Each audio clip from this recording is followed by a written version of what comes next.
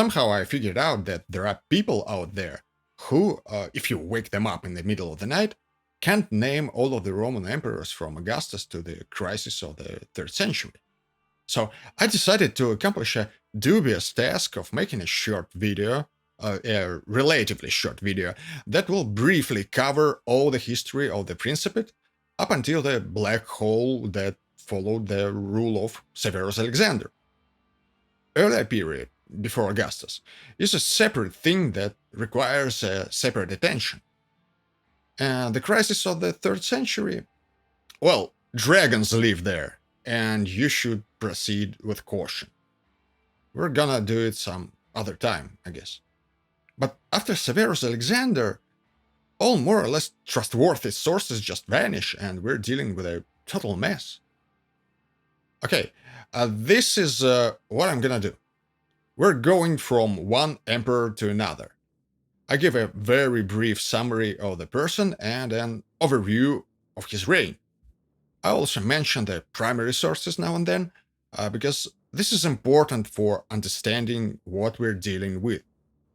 And we don't really have many primary sources, 2 or 3 usually, which is a huge problem in itself.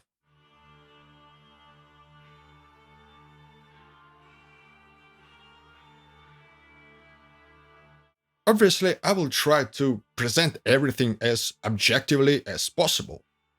And obviously, I will fail miserably. Because I'm biased. Everyone is biased. And all of the historians are biased. They just usually pretend that they're not. And if they are employed by the governments, they are practically paid for the bias. So, also, to keep things fun and interesting, I will assign a theme song to each and every emperor. A song that, in a way, captures the spirit of the reign of that particular character. Anyway, let's get started. Augustus, the first emperor. And when I say emperor, it is a convention. The word imperator doesn't mean the same thing as the modern derivative, the emperor. This title had been in use for a long time, even before the reign of Augustus. It is something like a military commander-in-chief. In time, it just became more or less exclusive for the ruler of the state, who pretended that he was not really a monarch, but a first citizen of the Roman Republic. Any general technically could be hailed as the imperator by the troops, but, well, since the time of Augustus, it was basically a treason. Augustus reformed the Roman state and created a system we call the Principate, a state that formally is a Roman republic, but it is led by the first citizen, or a princeps. That's the origin of the modern word prince. And this first citizen is most definitely not a king. Wink, wink. Romans hated kings. It's a traditional thing. Augustus was born as Gaius Octavius, and he was a great nephew of Gaius Julius Caesar. Caesar was killed in the year 44 BC, and in his will, he adopted Gaius Octavius as his son and heir, who became the new Gaius Julius Caesar, or more precisely, Gaius Julius Caesar Octavianus. In this period of his life, he is usually referred to as Octavian by the historians. Octavian, who was a very, very young man, managed to get the loyalty of Caesar's legions and secure an alliance with Mark Antony, who was more or less his primary political rival. The alliance also included another prominent ally of Caesar, Marcus Aemilius Lepidus, who was a bit of a counterweight. For the sake of simplicity, it was kind of like what Caesar was in the unofficial triumvirate of Pompey, Crassus, and, well, Caesar. This new alliance is called the Second Triumvirate, but officially it was the first. The newly established triumvirate had to deal with the crisis. The anti-Caesarian faction, the faction that killed Caesar, didn't recognize any of these people and was willing to fight.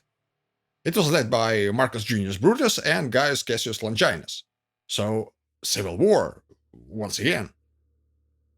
Popular culture, like films, downplays the importance of these events and presents things like, well, Brutus and Cassius were doomed and they probably were incompetent, no match for Octavian and Antony.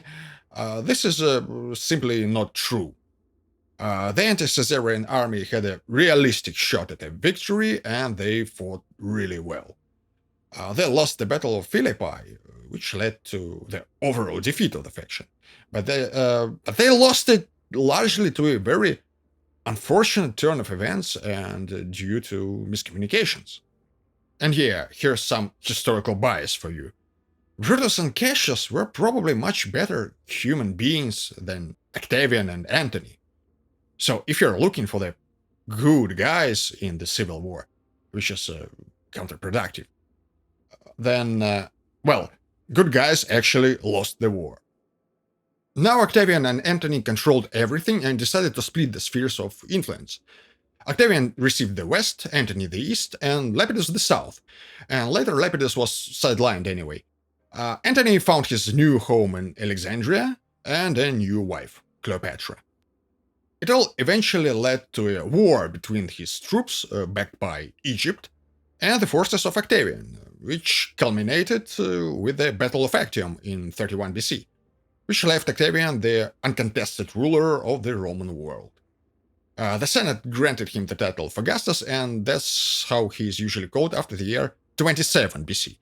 That was the birth of the entirely new political system.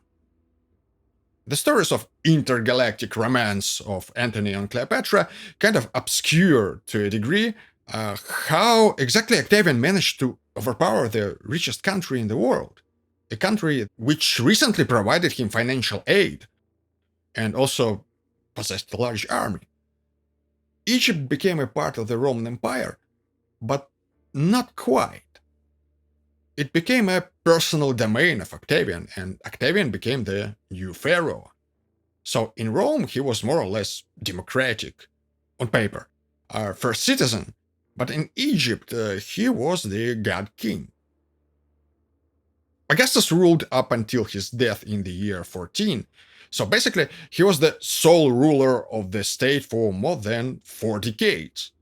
Obviously, the number of reforms during this period is huge, and you just can't cover them in a few minutes' time. He also expanded the Roman Empire, adding territories in Asia, Germania, and Dalmatia. Augustus didn't have sons, so at different periods of his reign, he had different succession plans involving his relatives. But he lived a long life, and his designated heirs, which included his nephew and his grandchildren, died before him. In the end, he had to adopt his stepson, a prominent general Tiberius, with whom he had a very complicated relationship. But since Plan A for succession failed, and then Plan B failed as well, and then Plan C, that left him with the favorite candidate of his wife, Livia, mother of Tiberius. The sources for the reign of Augustus are a bit more numerous compared to later periods. We have 2 main Roman histories, Suetonius and Cassius Dio, but as an addition to them, in the case of Augustus, we have stuff like his own account, Res Gestae Divi Augusti. We have works of historians Velleius Paterculus and Lucius Annius Florus. You can find something in Plutarch. So yeah, it is, as always, not much, but it is something. It is not the situation of, for example, Gaius Caligula, when there are only 2 primary sources.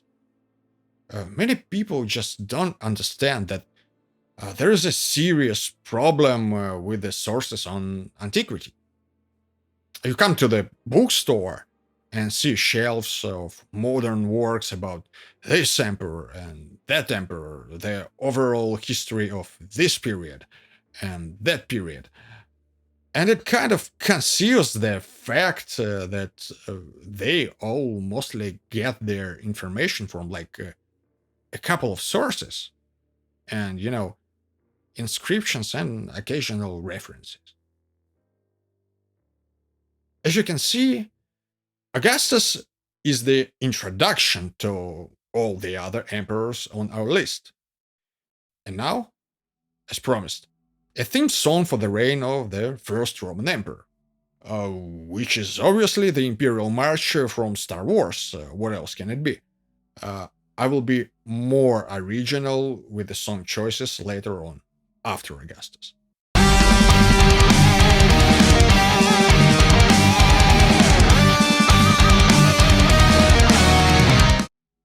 Tiberius, a man who just won't die.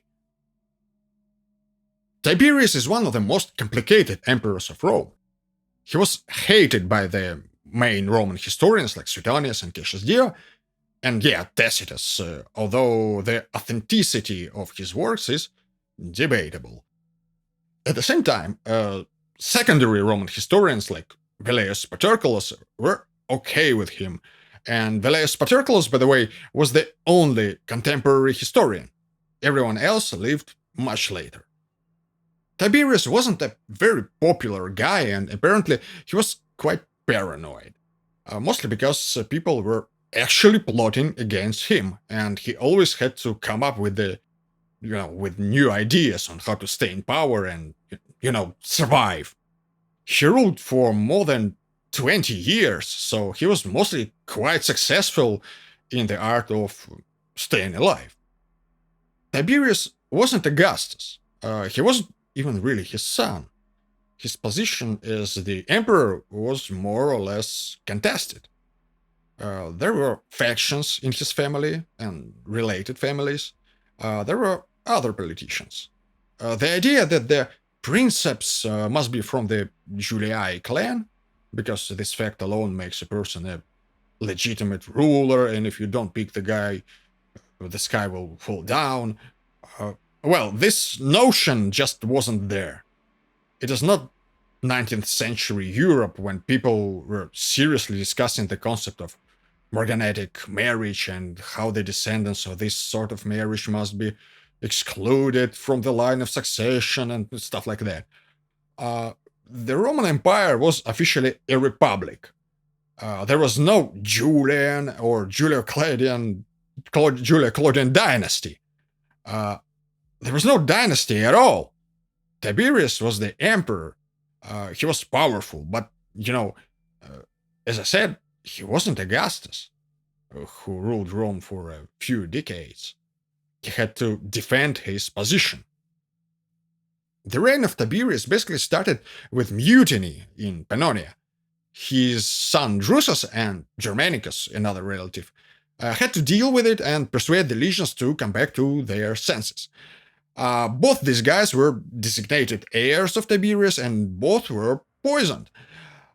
Drusus died in the year 23, and a year later Tiberius decided to disappear from public life and left Rome for Capri. The administration was left in the hands of Lucius Aelius Sianus, traditionally known as Sejanus, the Praetorian prefect, who quickly started erecting his own statues here and there and started to act almost like a co-emperor. It is rumored that Sejanus was actually responsible for the death of Drusus, and he actually wanted to become the emperor himself. Sources kind of indicate that at some point he had more political weight than Tiberius. What Sejanus didn't know is that you don't mess with Tiberius, because if you mess with Tiberius, you and your family will eventually die. In the year 31, Tiberius performed an unexpected political gambit and ordered to kill Sejanus.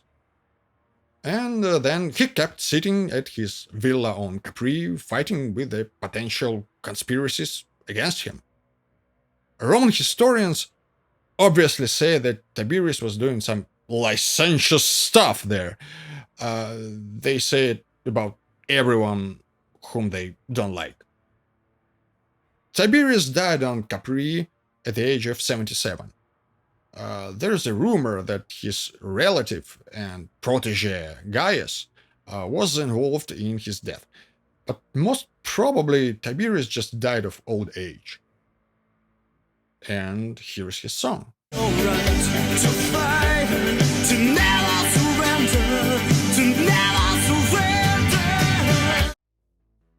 Gaius Caligula, a fictional mad emperor.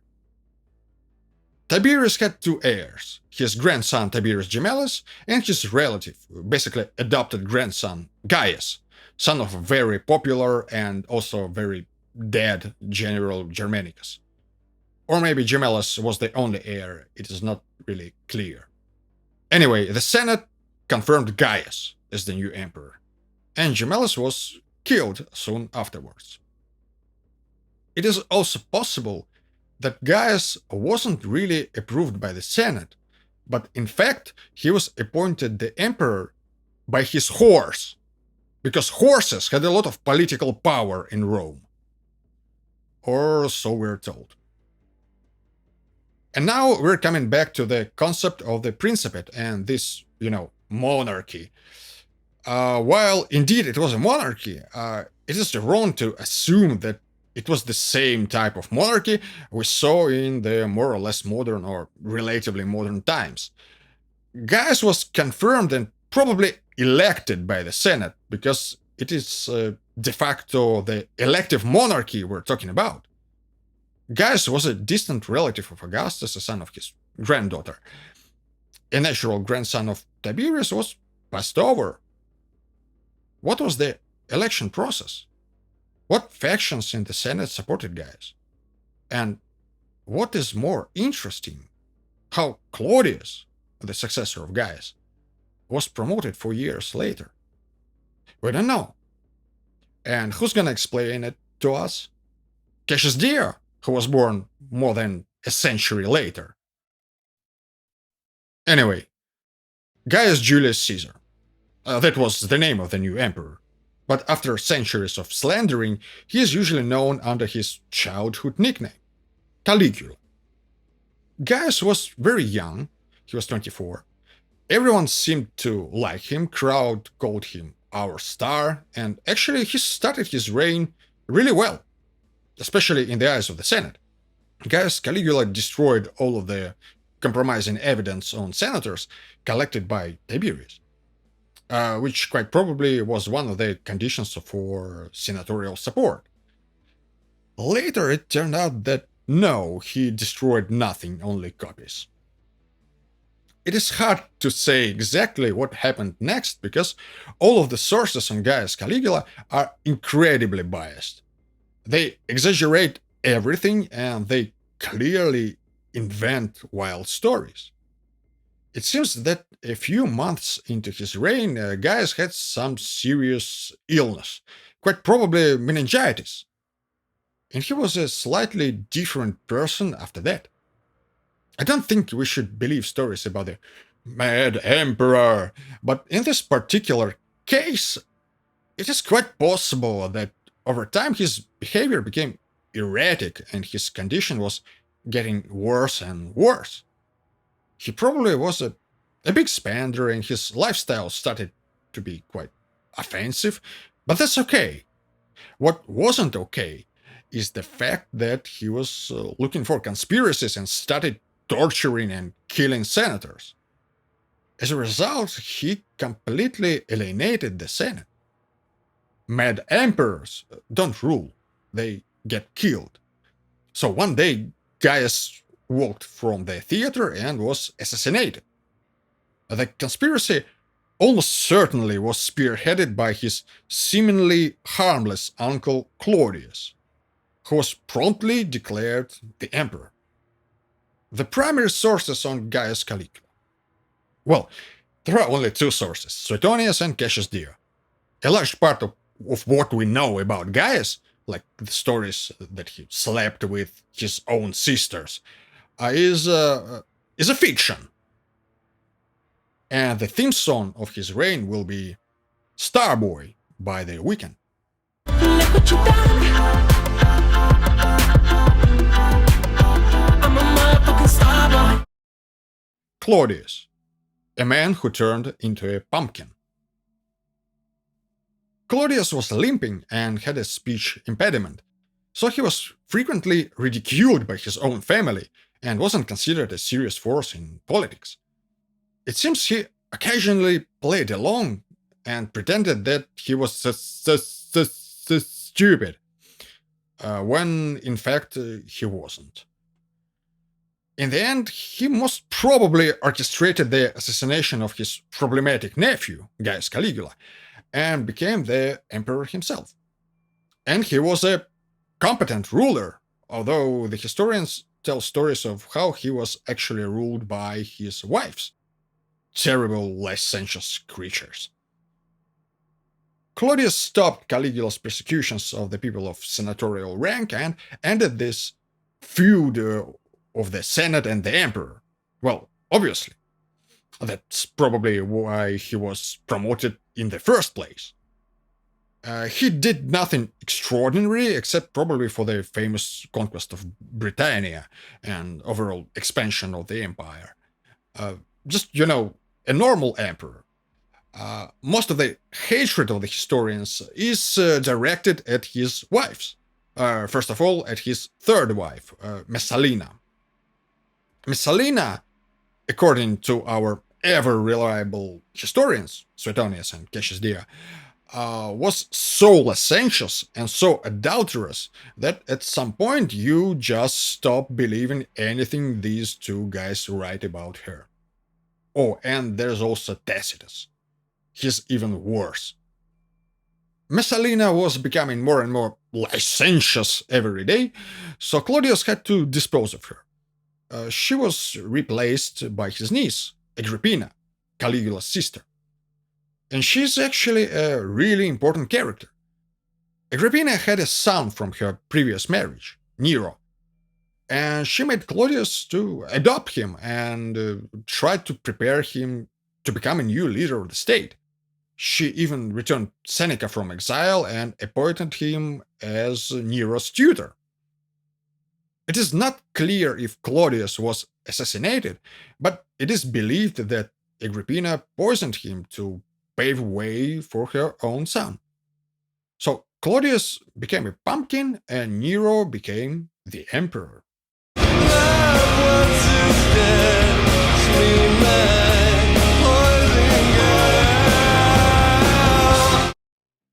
Nero, a rock star who killed Seneca. Nero, like Caligula, was a prominent subject of character assassination. And all of this slandering is mostly done by the same people, Suetonius and Cassius Dio. There's also Tacitus, but the authenticity of his works is very debatable, so be careful. Tacitus also mentions weird stories of persecution of Christians under Nero. It is like you're suddenly reading Eusebius and his church history, and the reliability of Eusebius is less than zero. It is just direct disinformation and made-up stories. So, Nero was a popular emperor. People liked him, and it seems he was into political PR aimed at the masses. He was a rock star. He played the guitar, or cithara to be precise. He sang songs, he performed as an actor in theater, and he participated in sports events as a chariot driver. The senatorial class obviously hated all of these indecent activities. The first 5 years of Nero's reign were wonderful.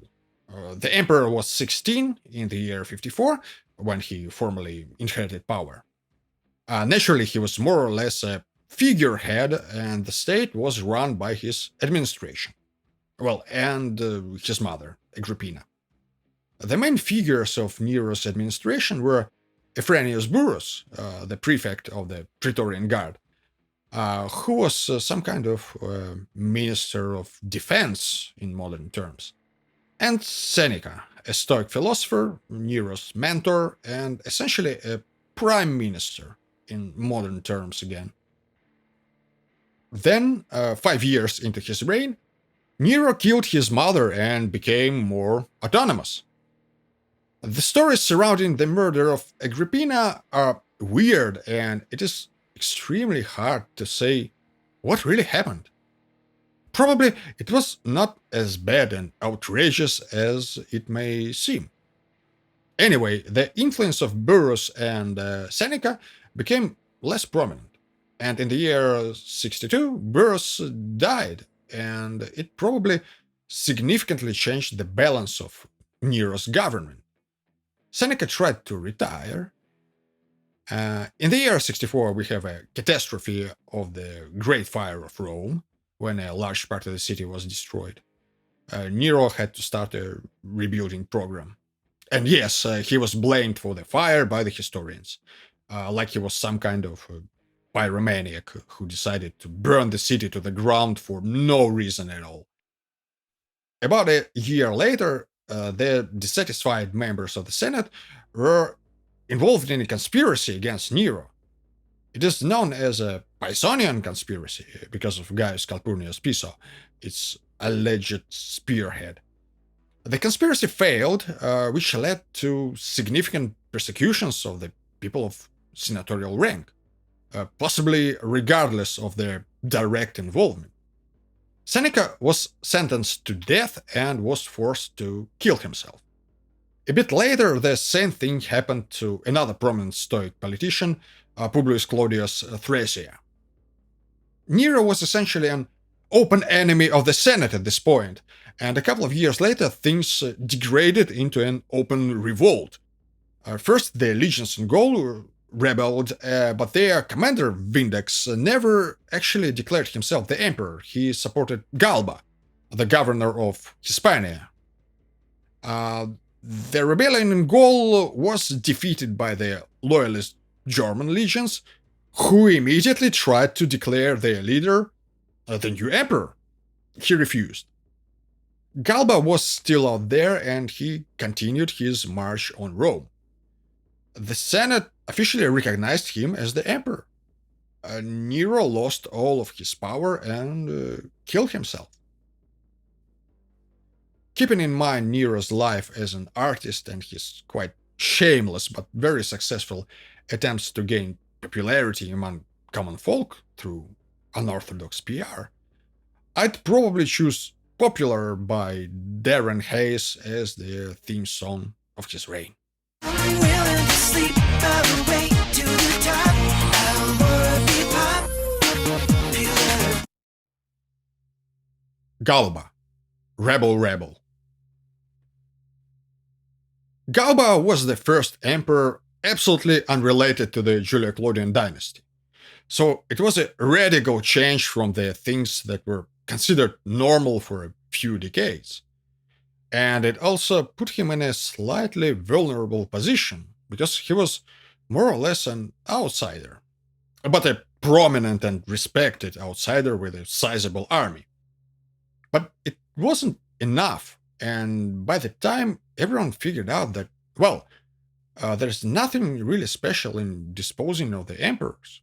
And if you have an army, you can declare yourself one and move the troops in the general direction of Rome. So Galba arrived in Rome. He was more or less okay, but he wasn't an uncontested emperor and had to deal with the open disloyalty of the legions. Vitellius in Germania was doing his thing. Vespasian in the East formally recognized Galba's authority, but in fact tried to secure the military support of all of the Asian territories plus Egypt. And Rome itself was a snake pit. All of this is happening, and we're entering the year 69, the year of the four emperors. And the sources for the year of the four emperors are pretty much the same as before. But it is also worth mentioning that there are biographies of Galba and Otho by Plutarch, which is a valuable addition. As a result of the conspiracy headed by Marcus Salvius Otho, Galba was killed. and Otho was declared the emperor. Galba reigned for something like 7 months. And here's the song for our governor of Hispania. Entre dos tierras estás y no dejas aire o que respirar. Otho, a guy who killed himself for no reason. Rome swallowed Galba, but Otho inherited all of his problems. Vitellius was on the move and he had to be stopped. This is civil war. The army of Vitellius entered North Italy, and Otho moved there with his loyal forces. Vitellius was victorious in the Battle of Bedriacum, but it was only one battle, not the war. And suddenly, for no reason at all, Otho decided to kill himself. He had more legions under his control and could effectively continue warfare, and quite probably he had an advantage over Vitellius. The historians obviously came up with the noble reasons for suicide. Otho wanted to stop the civil war and avoid bloodshed, which kind of contradicts all his previous life. And Otho used to be one of Nero's friends, until Nero decided to marry Otho's wife. So yeah, there were numerous civil wars in history, and one thing we learned from that is if you're participating in the civil war and winning, the best course of action is to kill yourself. That's how it usually happens. Very believable. Anyway, Otho was gone after only 3 months as the emperor. His legions stopped fighting, at least for a while. Kill yourself. It won't be painful if you are able to give a little kiss to an oncoming train. You'll kill yourself. It's over, Muller. There's a trigger, pull it. Get it through your head, it being a bullet. Vitellius, a hungry emperor. Ancient historians hate Vitellius, and sometimes it is hard to reconstruct the details of his short reign, because most of the details that are actually given to us by the likes of Cassius Dio, they involve food. Vitellius was known for his gluttony. Or was he? So yeah, you have to read how he was eating and eating and eating. They basically had Kirby for the emperor, if you trust the sources. Vespasian in the east was carefully planning his move, but by the time he actually made one, the legions that previously were loyal to Otho recognized him as the emperor and decided to fight Vitellius, whom they obviously strongly disliked and suspected that he wanted to eat them. The forces of Vitellius were defeated. He was deposed by the Senate and killed 8 months into his reign. Vespasian was officially confirmed as the emperor, and everyone was sitting and waiting for his arrival. Ich schleich mich an die Mama ran und zeig ihr, wie ich schnappen kann. Schnie, schna, schnappi, schnappi, schnappi, schnapp. Schnie, schna, schnappi, schnappi, schnappi, schnapp. Vespasian, the emperor who died standing. Vespasian arrived in Rome something like 6 or 7 months after he was formally recognized as the emperor.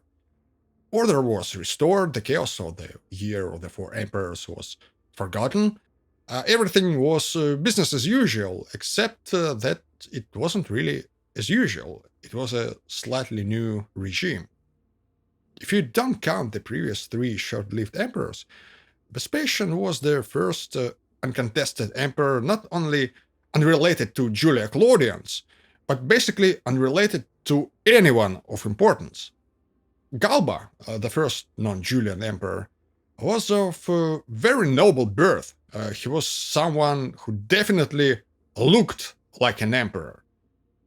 Vespasian was a guy whose father was of equestrian rank, and his grandfather was a centurion. His family had money, and he and his brother tried to make a name for themselves in the world of Roman politics. They were quite successful, but none of them was a member of, so to speak, the aristocratic dynasty. Later, when court officials tried to find the evidence that the Flavii are actually related to some gods or heroes, Vespasian basically ridiculed them and replied something in the line of, "Come on, stop it, I was born in a village." He was a guy with an interesting sense of humor, but he wasn't funny 24/7. He knew that he was a new man and something had to be done with it. So there's some evidence and there's a reasonable theory that the political PR under Vespasian took an interesting turn towards slandering the preceding rulers, except for Augustus, who was the originator of the political system of the Principate. That is one of the explanations why in the existing sources, everyone between Augustus and Vespasian is seriously flawed, and some of the emperors like Gaius Caligula and Nero are just straightforward, grotesque caricatures.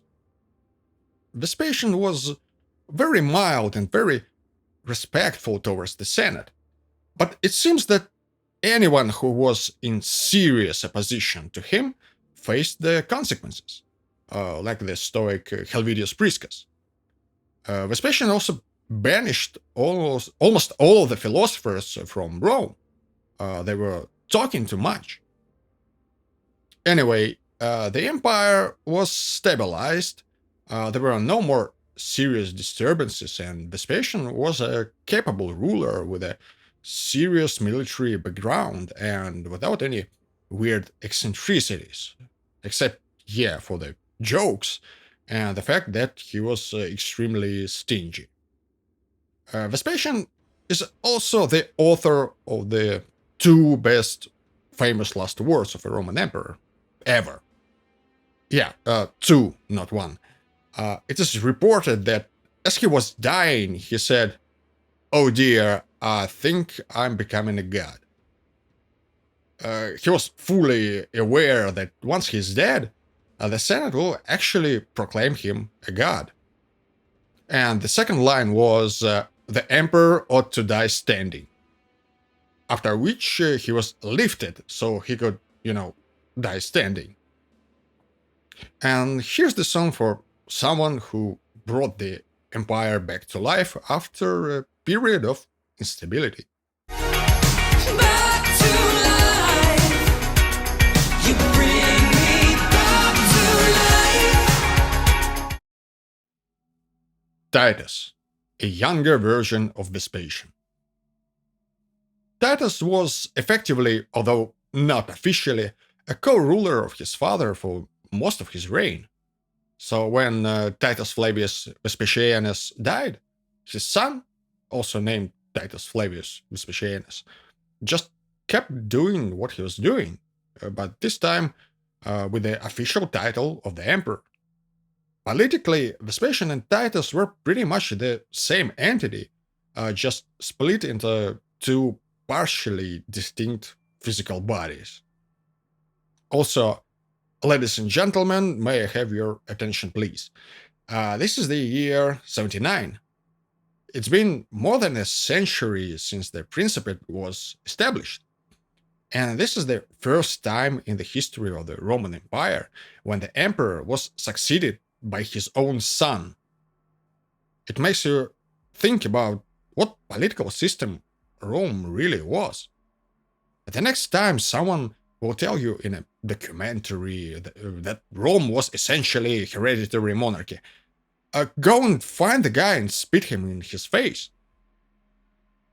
Anyway, the historians loved Titus. His reign was, business as usual. It was just Vespasian number 2. One notable thing that happened during his reign was the eruption of the volcano that buried the cities of Pompeii and Herculaneum. It happened in the first year of reign of Titus, and it was a catastrophe, and a bad omen, obviously. Unfortunately, Titus didn't last long. He became ill, things like that happen, and died less than 3 years into his reign. He was succeeded by, and that's when it becomes weird, by his brother, whose name was also Titus. There is no reasonable explanation in the sources how it is possible that Vespasian, whose personal name was Titus, named both of his sons Titus. Not one, which was the norm, but both of them. Since Titus and Vespasian were more or less the same person, although not entirely, the theme song of Titus will be performed by more or less the same artist, although not entirely.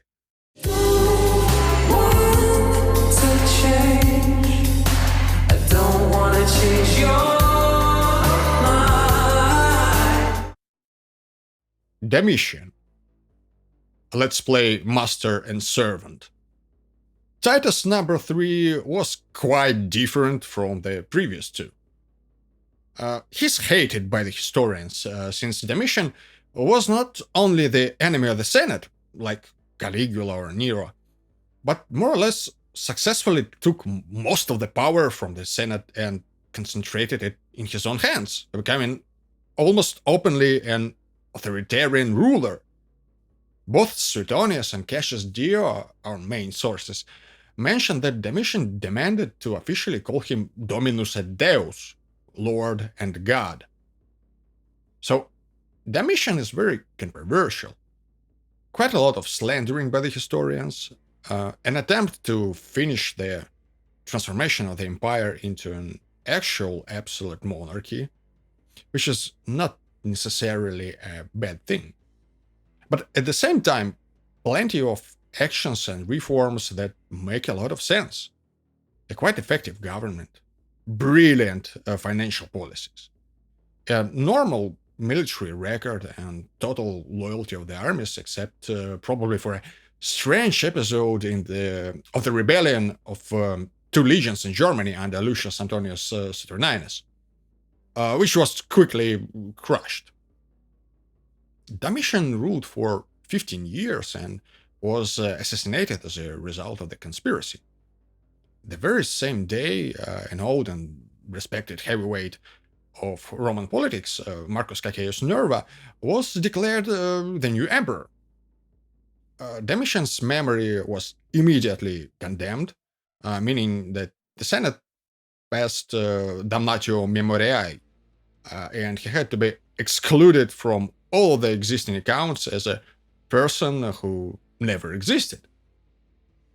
The soldiers actually liked Domitian a lot and looked at all what was happening with a serious disgust, which had interesting consequences. I got a plan, we wanna make a memory.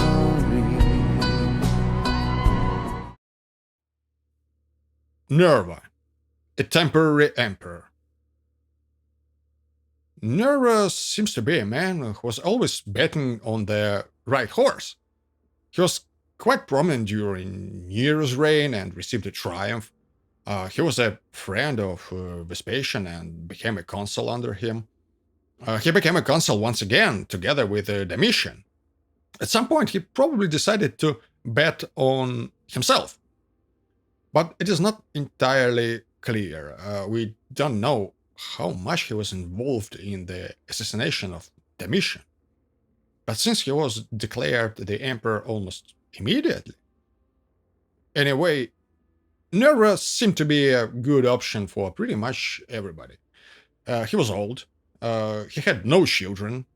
His health was very poor. He was a skillful bureaucrat. He appeared to be loyal to the Flavians.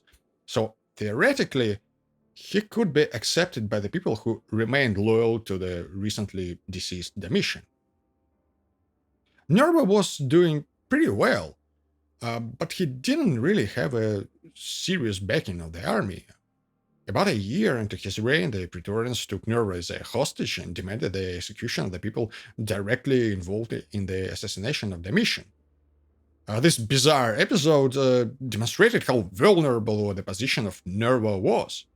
So he decided to publicly adopt as his successor a popular and very influential general Marcus Ulpius Trajanus, now known as Trajan.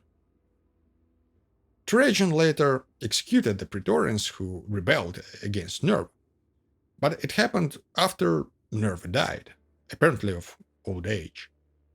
He ruled for about 15 months. He was either 65 or 62 or 71 at the time of death. The sources contradict each other. And here is the problem. The 12 Caesars of Suetonius ends with Domitian, so we don't have an account on Nerva's reign or on any other emperor after Nerva. Tacitus also ends with Domitian, so we rely mostly on Cassius Dio and the summaries of Roman history. Another two important sources, Historia Augusta and Herodian, will start only at the reign of Hadrian and the reign of Commodus, respectively. So Nerva and his successor Trajan are kind of problematic. But for Trajan, we have letters of Pliny the Younger. Here's a song for our old and secretive politician. And it's crowded and cold in my secret land.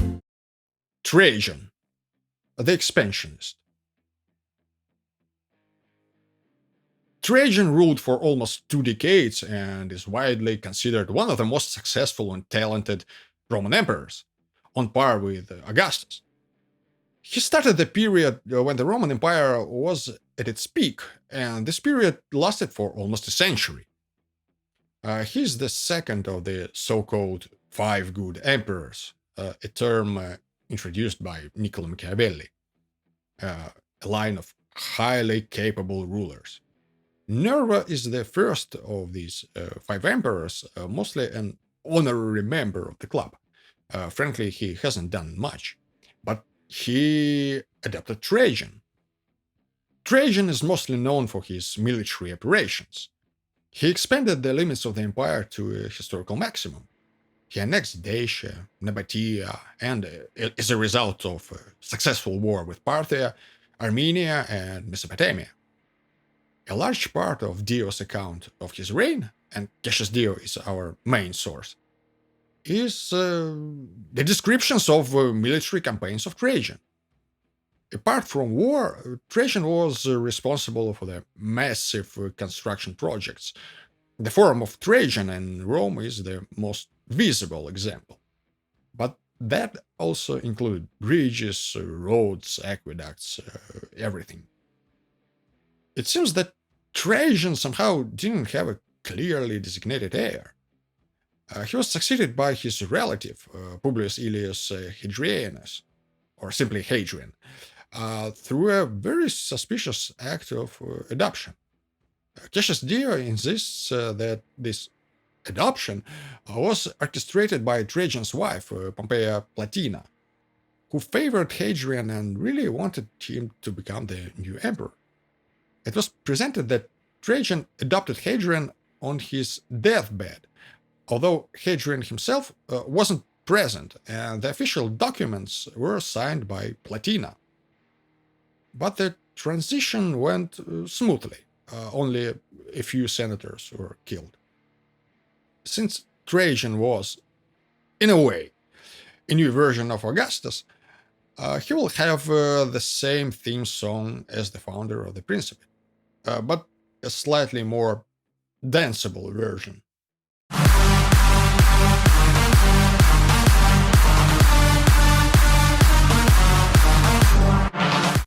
Hadrian, the first emperor with a beard. Some people in the West kind of pretend that they are, in fact, somehow Japanese. Hadrian pretended that he was Greek. He even had a beard, like a Greek philosopher or whatever.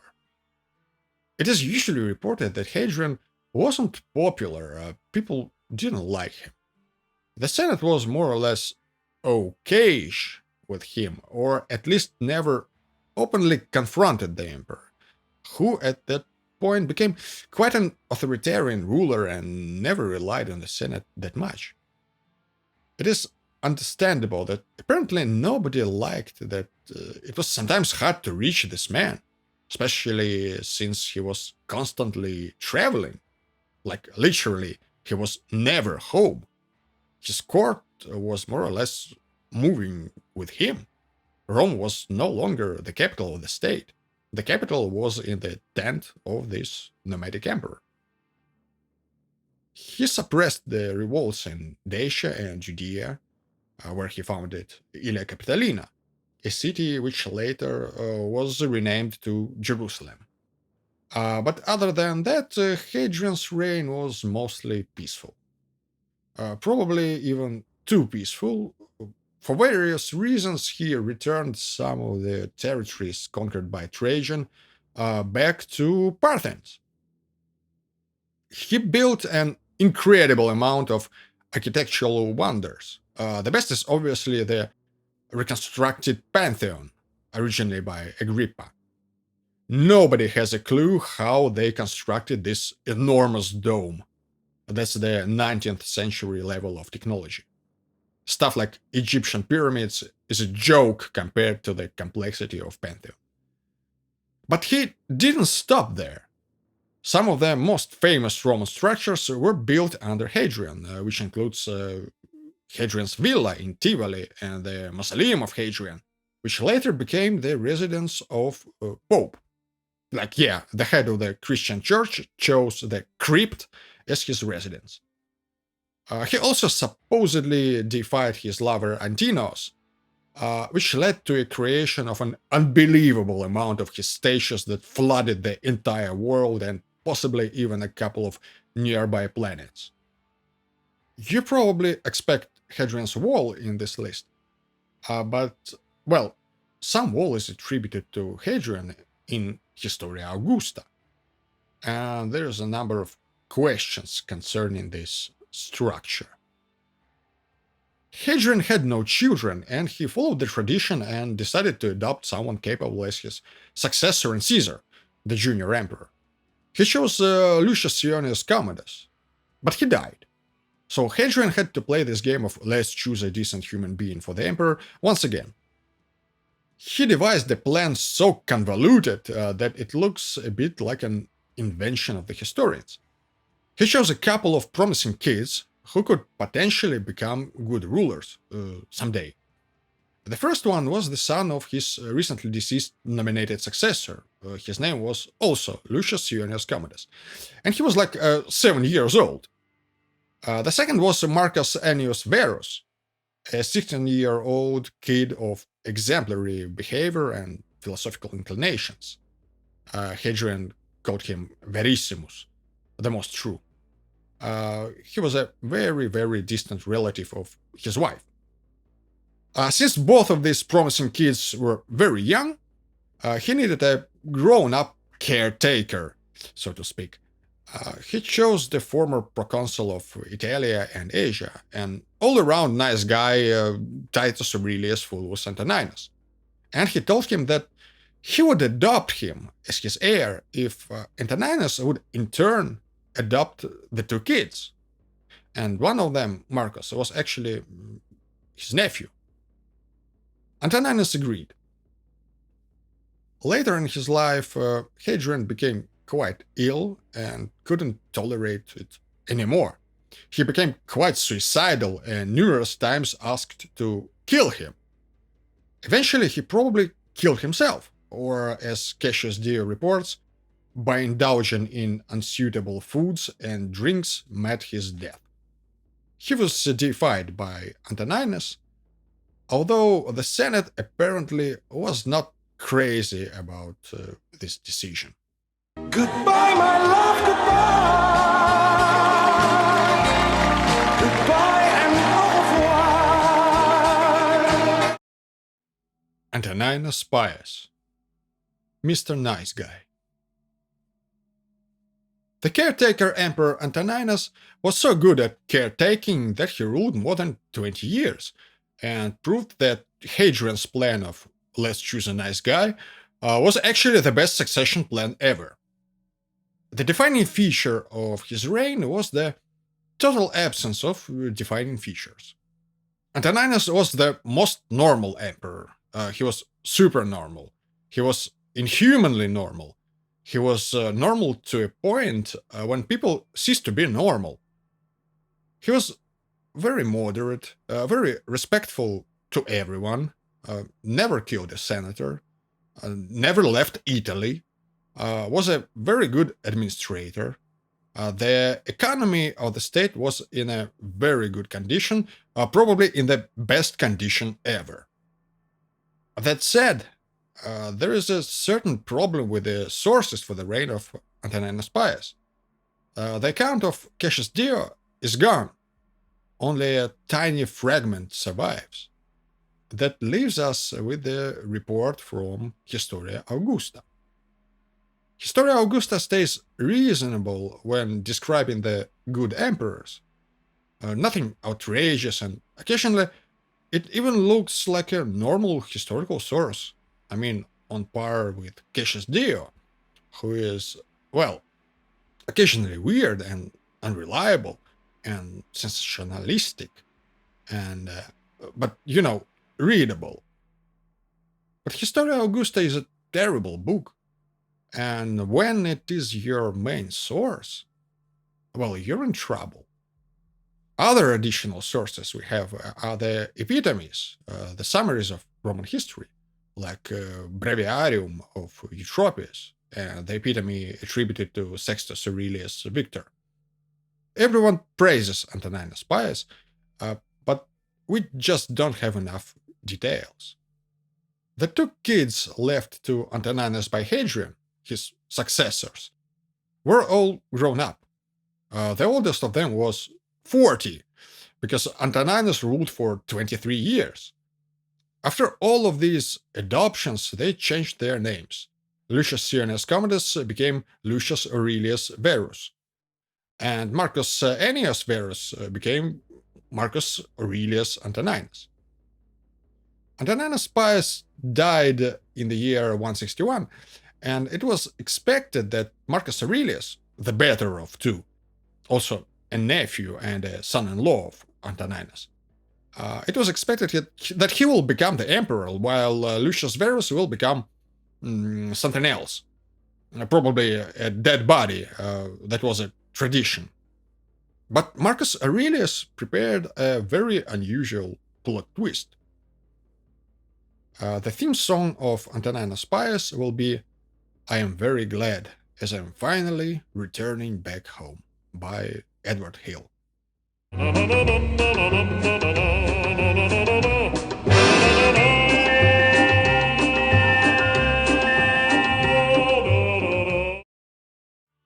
Marcus Aurelius, the Philosopher King. And for the first time ever, a bonus track, a legitimate co-emperor. Lucius Verus, a footnote to the reign of Marcus Aurelius. Marcus Aurelius had to be confirmed by the Senate as the new emperor, so he performed a strange stunt that never happened in the history of Rome before. He refused to become the emperor alone. He asked the Senate to confirm Lucius Verus as his co-emperor. The Senate agreed, and for the first time, Rome had two parallel, officially recognized emperors. They both had equal power and honors, except for the title of Pontifex Maximus, the head of the Roman religion, which couldn't be shared. So Marcus Aurelius kept it for himself. So the emperors were equal on paper, but everyone knew that one of them was more equal than the other. It seems that Lucius Verus was absolutely okay with being the other emperor. Indeed, it was an infinitely better option than the traditional one, a painful death. It was something worth celebrating, so Lucius Verus started celebrating and he never really stopped. Marcus Aurelius is almost universally considered one of the best emperors of Rome, and up to this day he remains very popular, in part because of his philosophical notes, now known as the Meditations. But with all that posthumous cult of Marcus Aurelius, you have to be real and remember that he was a human like you and me, except for performing miracles and glowing in the dark. And the fact that he rose from the dead on the third day and was officially declared a god by the Senate. But that's about it. There were many good and competent emperors of Rome. It just happened this way that nobody deserved to become the emperor more than Marcus Aurelius. The times of peace have ended. Almost immediately after the death of Antoninus Pius, the Parthians invaded Roman territory in a dispute over the Client Kingdom of Armenia. It was decided that the emperor should personally oversee their operations. But the presence of the emperor was also required in Rome. Luckily, there were two emperors, so Marcus sent Lucius Verus to control the operations. Lucius slowly traveled to Antioch and decided to stay there. It was a much nicer place than the front line. He had very capable generals and made a logical decision to rely on their experience, which actually paid off. The war lasted for about 5 years and resulted in a victory. Lucius Verus received a triumph and a title of Particus Maximus. One of his generals, Avidius Cassius, who was instrumental in the Roman success, as a result of his actions made an extraordinary career which later resulted in governing Egypt, and also in his death. The problem here was that the legions returning from the east brought something that is known right now as the Antonine Plague, an infectious disease that killed probably millions. And it probably also took the life of Lucius Verus in the year 169. Here's the song for him. I'll drink enough of anything to make myself look new again. I'm drunk in the gardens and the grapes. After a while, and it took about 7 years, Marcus Aurelius figured that it is boring to be the sole ruler of the empire, and he needs a new junior co-emperor, who he could torture with his Stoic philosophy. So he chose his son, Commodus. Every day he used to ask Commodus what is according to nature and what is not. At some point, poor Commodus just lost his mind and decided that professional wrestling is a more interesting career opportunity than being the emperor. But we're getting ahead of ourselves. The Parthian War was over, but the empire had problems with the Germanic tribes. So for the rest of his life, Marcus had to deal with what is now called the Marcomannic Wars, and they ended only after his death. And he actually died at the frontier, somewhere around the present day of Vienna. The cause of death is not clear, but it could be the same Antonine Plague. Marcus had poor health, which resulted in a truly bizarre episode when, in the year 175, he almost died. And it is believed that his wife, Faustina, as Marcus was dying and quite probably was mostly unconscious, made a logical decision to protect the interests of her family and ensure a transit of power to their son, Commodus. So she contacted Avidius Cassius, who was in control of Egypt and the whole east of the empire. It is believed that she persuaded him to proclaim himself the emperor, since Marcus was more dead than alive, and adopt Commodus, who was still very young. Because of the horrible miscommunication, Cassius started the rebellion. A couple of months later, his supporters figured out that Marcus Aurelius is actually somehow still alive. He's getting better, and he's sending the army to suppress the revolt. Cassius was killed, and his head was sent to Marcus as a way to apologize for the slow internet connection. And Marcus returned to fighting with the German tribes. Marcus Aurelius died in the year 180, and although it was not clear at the moment, the golden age of the empire died with him. Endless moment, eternal pain, and I always let you go over and over again. Commodus, Nero number 2. For years, he used to be a subject to intellectual tyranny unleashed by the philosopher king. And now he was free. Commodus is another subject of character assassination. Ancient historians hated him. The sources are Cassius Dio, who is believed to be a contemporary of Commodus, Herodian, and his history after Marcus Aurelius, and we have Historia Augusta.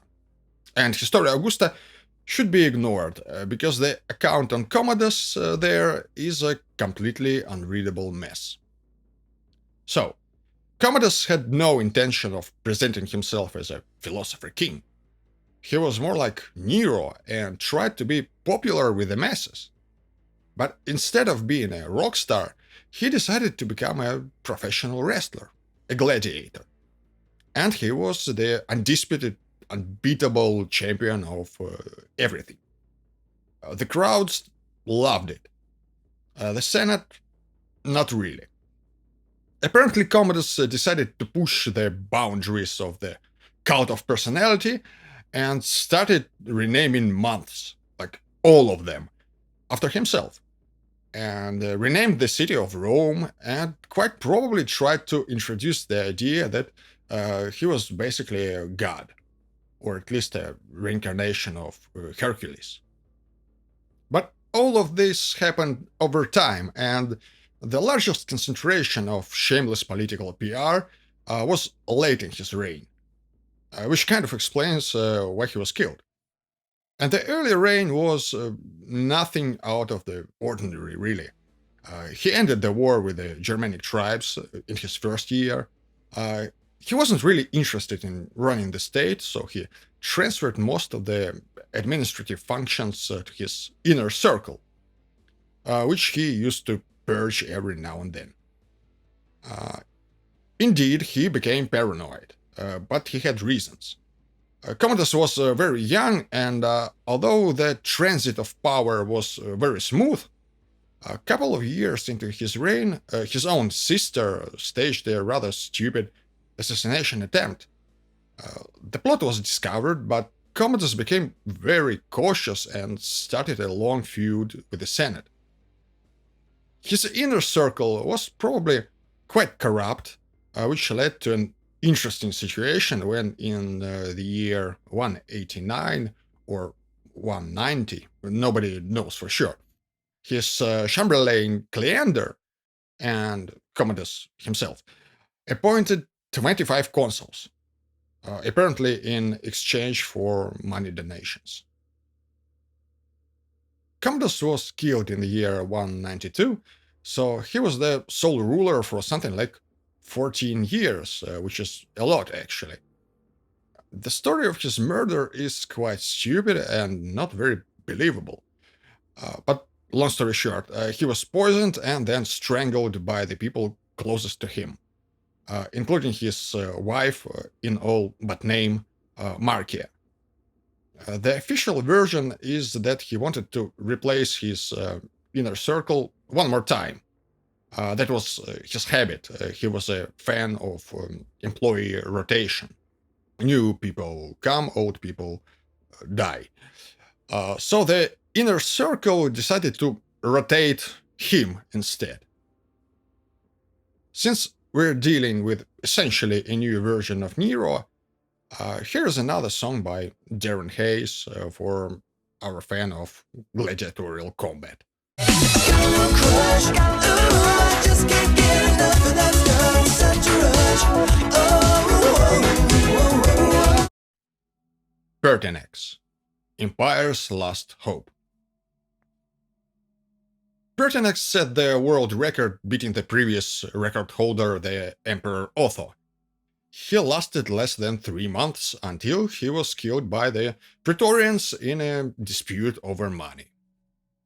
It seems that right after the assassination of Commodus, his inner circle, which included the Praetorian prefect Quintus Aemilius Laetus, decided that they need some respectable figure which will be accepted by the Senate and the military as the new emperor. And this emperor will obviously help them to stay in the position of power.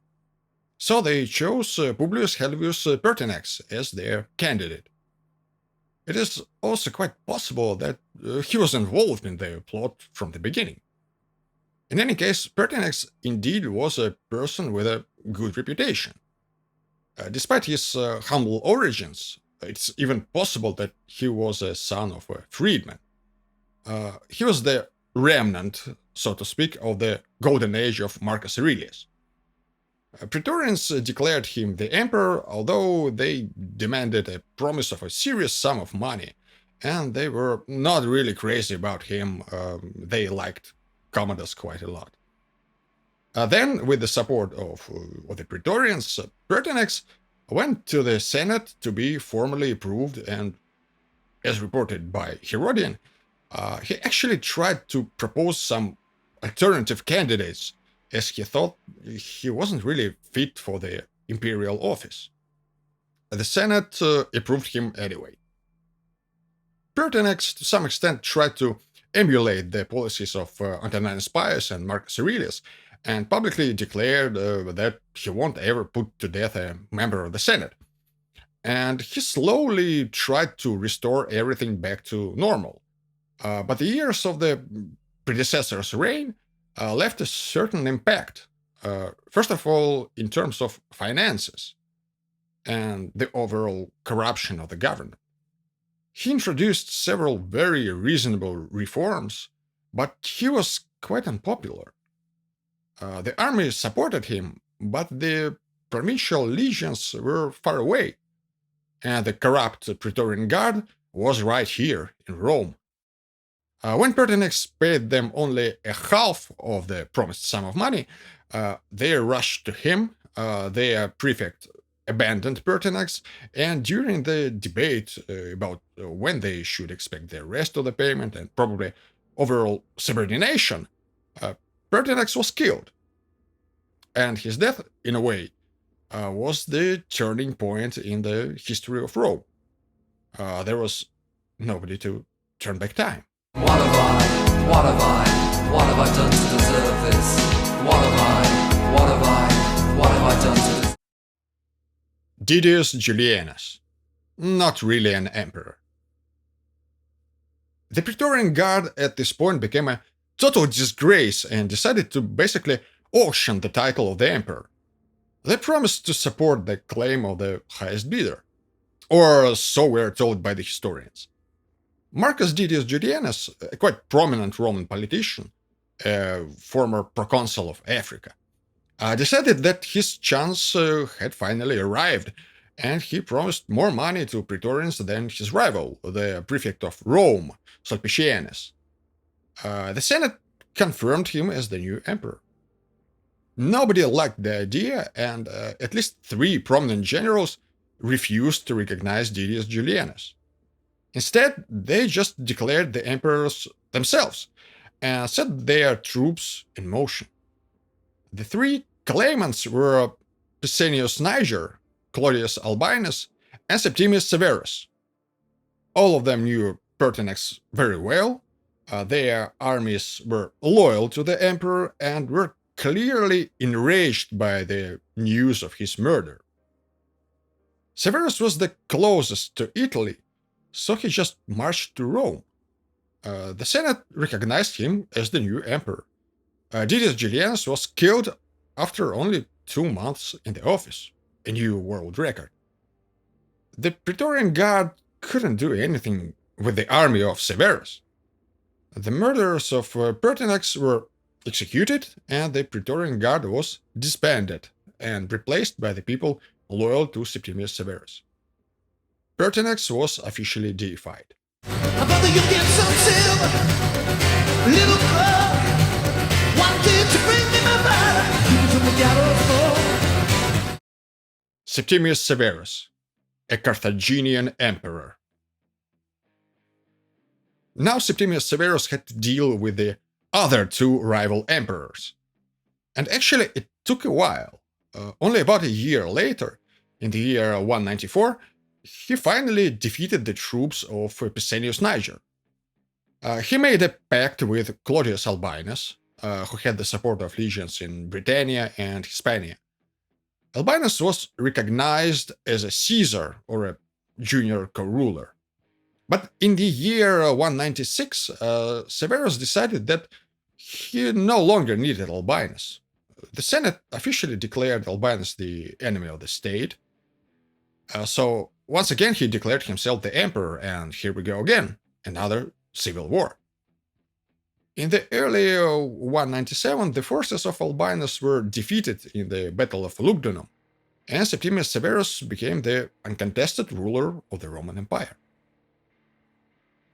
Septimius Severus was a very capable, although very harsh emperor. The main problem here is that he basically established a military dictatorship. The Roman Empire became a very different place, and it was ruled by a man who, it seems, had two conflicting identities. Septimius Severus was a citizen of Rome and a man of a senatorial class, but he was born in North Africa, on the territory of the present-day Libya, and he was a Carthaginian. It is something that frequently not stressed enough. Carthage was the ancient enemy of Rome, and Rome was the ancient enemy of Carthage. Hannibal was a national hero for Septimius Severus, and for Romans, Hannibal was a very, very talented, let's put it this way, Nazi general.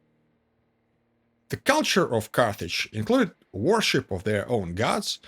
Some of them were more or less integrated into the Roman polytheism, but obviously Tanit and Baal Hamon, with his child sacrifices, meant for Septimius Severus much more than foreign Jupiter Optimus Maximus. Also, Latin wasn't the first language of Septimius Severus, and he spoke with a Carthaginian accent. Some of his family members spoke no Latin at all. The role of the Senate during the Severus became far less prominent than before, especially after he started the purges of the Senate when he defeated Albinus. He relied on the army, he paid his army well, and the army liked him. He had several quite prominent military campaigns during his reign, including the war with Parthia and the war in Caledonia. Administrative functions were mostly in the hands of his family members and close friends. One of the most prominent figures was Gaius Fulvius who was born in the same city as Severus, Leptis Magna, and probably was related to his family. At some point, the daughter of Plautianus became the wife of the eldest son of Severus. Later, he fell out of favor and got killed. And now the closest advisor of Severus was his wife, Julia Domna. Julia Domna was a remarkable person, a member of the royal house of Emesa. Emesa was a small theocratic client kingdom in Syria.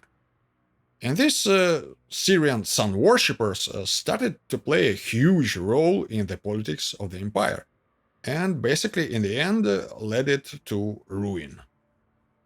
Septimius Severus died in the year 211 and left the Roman Empire to his sons, who were his co-emperors for some time. Let's celebrate the reign of Septimius Severus by the Old But Gold mashup song, performed by his modern compatriot Muammar Gaddafi.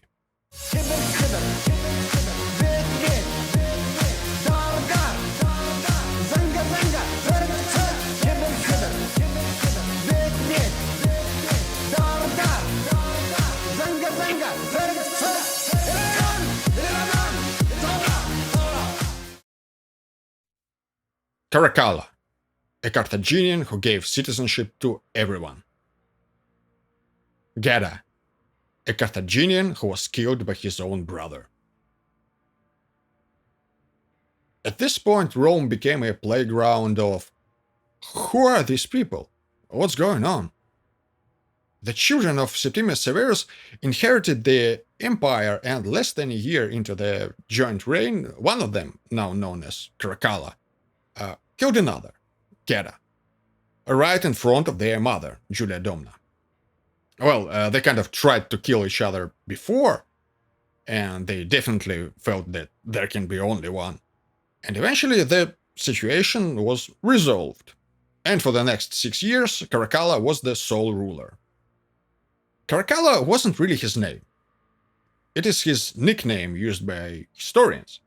His name was Lucius Septimius Bassianus, but he reigned as Marcus Aurelius Antoninus.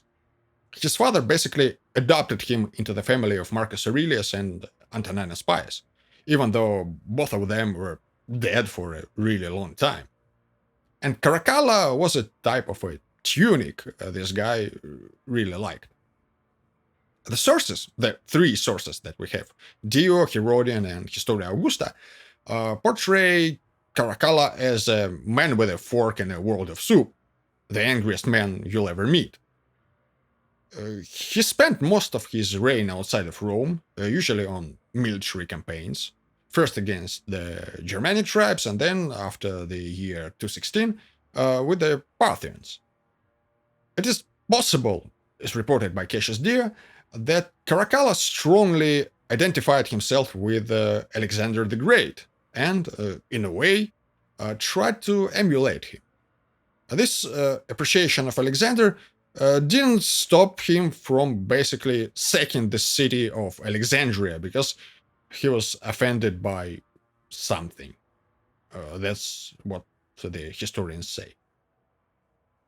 One of the most prominent things that came out of the Caracalla's reign was the so-called Edict of Caracalla, issued in the year 212, which granted Roman citizenship to all of the free people in the empire.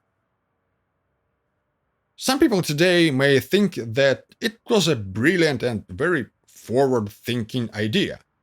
Like, I wish the government in my country gave away citizenship to everybody who's staying there. No, you don't really want this. You just don't. The reason for Edict of Caracalla is not entirely clear. Cassius Dio thinks that it was done chiefly for the purpose of increasing the revenues through taxation. Caracalla was killed while in Asia.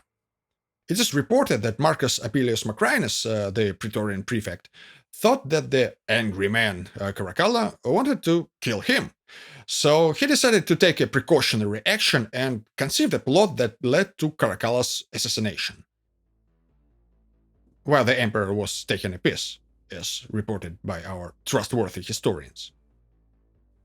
And Macrinus was approved by the Senate as the new emperor. You probably expect that I will play some Oasis song. No. The more fitting song, in my opinion, is They Envy Me, by George Vassouf.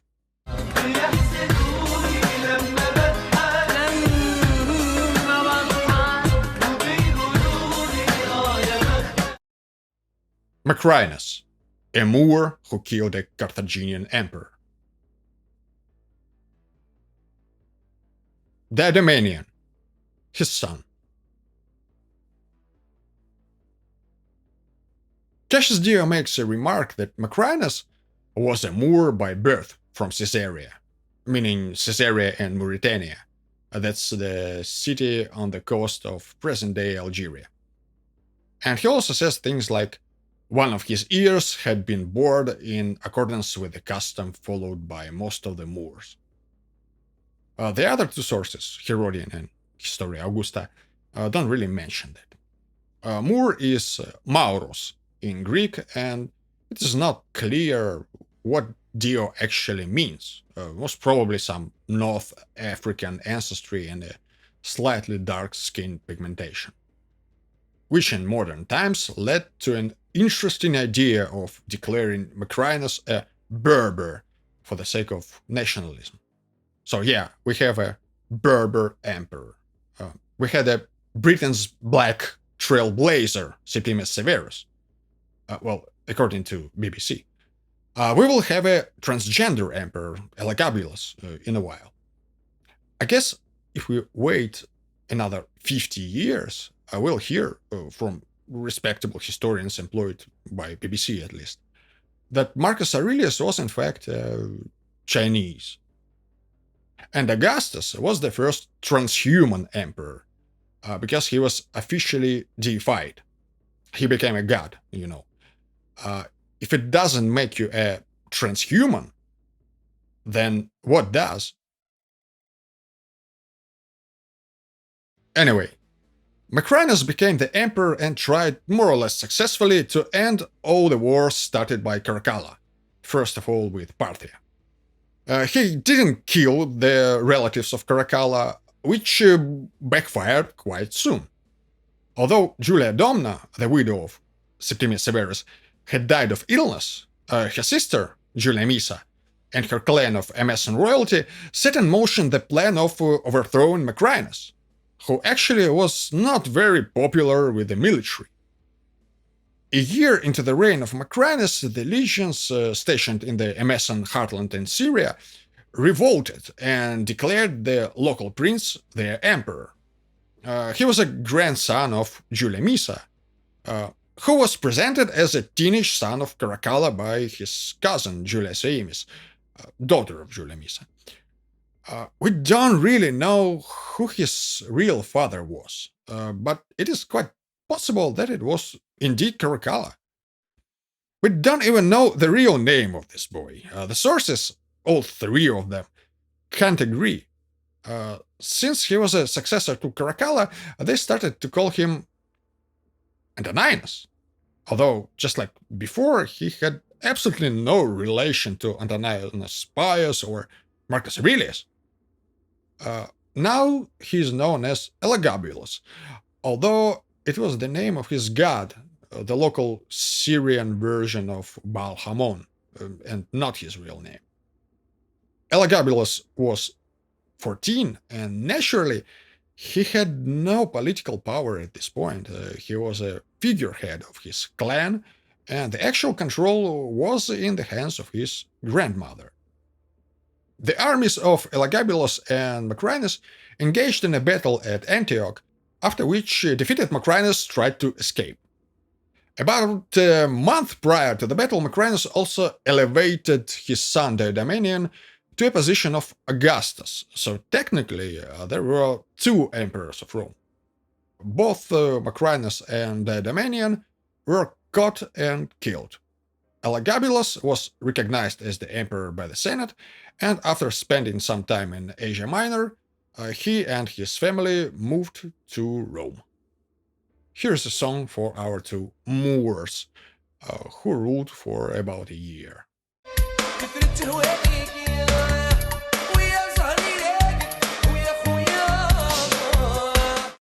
Elagabalus, a weird kid from Syria. A teenage Antoninus arrived in Rome, and he, and probably his mother as well, started to act really weird. This Antoninus was a hereditary high priest of Ilah al-Gabal, god of the mountain, also known as Elagabalus. Somehow the tradition calls him Elagabalus as well, which is kind of strange. So this guy decided to promote his favorite deity, and probably make him the principal god of Rome. It is extremely hard to separate truth from fiction because the sources we have are horrifyingly biased. Elagabalus The man built the temple of Elagabalus the god on the Palatine Hill and tried to transfer a number of holy relics of Roman religion to this temple. Also, he delivered the statue of Tanit from Carthage, so she could be a wife of this god. He brought a black meteorite stone, the personification of Elagabalus, paraded it on the streets of Rome, and put this image of the god on coins. He demanded circumcision from his companions and also abstinence from pork in order to maintain purity. Everyone was deeply offended by his religious reforms. The sources obviously tell stories of incredible licentiousness of Elagabalus, because he was considered a bad emperor. And stories of licentiousness, mostly completely fabricated, was the traditional form of slandering. It makes no sense to go into the details. Long story short, he was extremely promiscuous, liked being a passive partner in homosexual relationships, liked to wear women's clothes, prostituted himself in the brothels, married 5 or 6 times, desecrated a vestal and married her, married some men, everything. Caligula on steroids. How reliable is this information? It is not reliable at all. But yeah, he was probably a weird guy. Elagabalus and his mother alienated everyone, and it seems they were so extravagant that they put the Amason clan into a very dangerous position. So they were killed by the Praetorians, who were probably more or less loyal to Julia Missa, grandmother of Elagabalus, who decided to elevate another branch of her family. She had another daughter, Julia Mamaea, and another grandson, Alexianus. A nice kid, people liked him. First, they made Elagabalus adopt Alexianus, now known as Severus Alexander. Adopt as his heir, and then, bodies of Elagabalus and his mother were thrown into the Tiber. He ruled, or more likely acted as a ruler, for less than 4 years. Severus Alexander, a 14-year-old boy, became the new figurehead, the new emperor, fully under control of his grandmother and mother.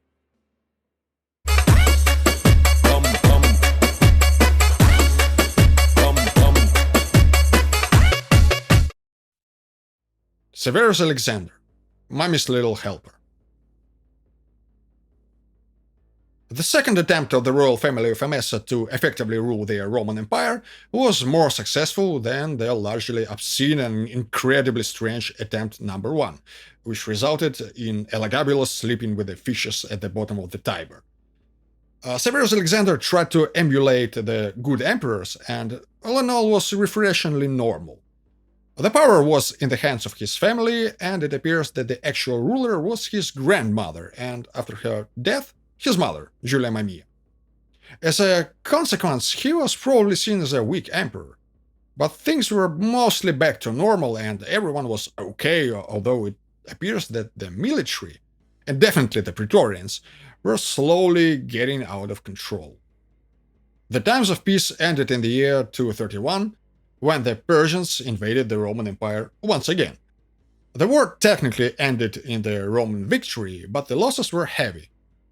Now it was the turn of the Germanic tribes to threaten Rome, so Alexander and his mother moved to Germania to deal with a new problem.